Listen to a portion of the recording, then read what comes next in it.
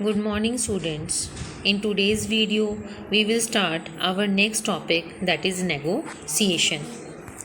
Negotiation simply means keeping a negotiable instrument in circulation.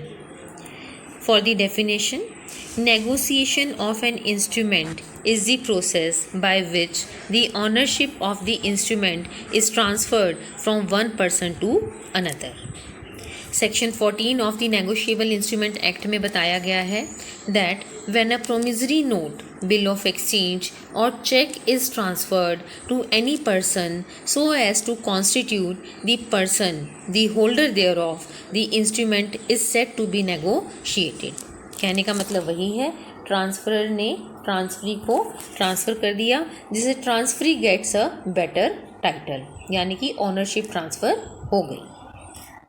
Next हम देखते हैं modes of negotiation. Negotiation के दो मोड्स हैं, one is by delivery, second is by endorsement and delivery. First हम ले रहे हैं negotiation by delivery. It is defined in section 47 where a promissory note और a bill of exchange or a check is payable to a bearer, it may be negotiated by delivery thereof। यानी कि इसमें transferor के signature की requirement नहीं होती and transferee becomes the holder by mere possession. जबकि यदि negotiation by endorsement and delivery है, जो कि सेक्शन 48 में डिफाइन किया गया है, यहाँ पर तभी पॉसिबल है negotiation when it is signed by the transferor. Only then the transferee will become the holder and will get a better title. If there are more than one payee, then all must endorse the instrument. Next हम देख रहे हैं duration of negotiability. A negotiable instrument is negotiable until it has been paid or satisfied on behalf of the maker, drawee or acceptor, or after maturity. It is paid before maturity, it can still be negotiated. It has been defined under section 60.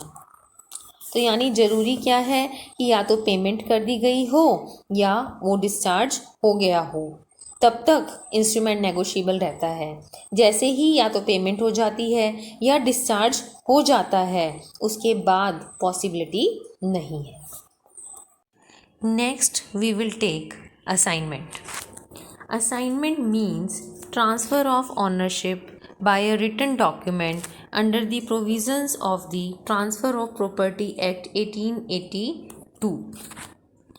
इसमें necessary condition है that transfer takes place when the holder of negotiable instrument sells his right to another person without endorsing it, and the assignee gets possession and can recover the amount due on the instrument from the parties thereto. So this is based upon a written document. This can be clarified with the help of an example which is visible on your screen. In this example, A executed a promissory note in favor of B. B sold this note by assignment under a sale deed to C. C sue A to recover the amount. जबकि A का कहना ये है क्योंकि C is not holder in due course, no suit is maintainable।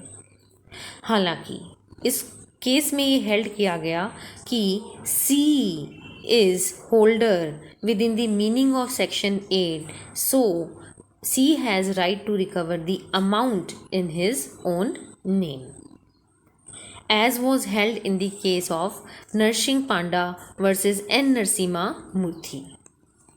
Next हम discuss करेंगे after knowing the meaning of the terms negotiation and assignment, the difference between the to.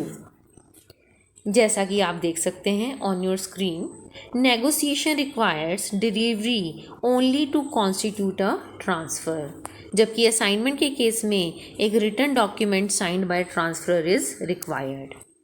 Negotiation के case में consideration is presumed, जबकि assignment के case में consideration must be proved. Negotiation के case में notice of transfer is not necessary, जबकि assignment के case में notice of transfer is necessary. In negotiation a transferee can sue the third party in his own name, जबकि assignee ऐसा नहीं कर सकता। In case of negotiation, the transferee takes the instrument free from all the defects in the title of the transferor, जबकि assignee takes the instrument subject to all the defects in the title of the transferor. So, if the title of the assigner was defective, the title of assignee is also defective. So, these are the difference between negotiation and assignment. Thank you.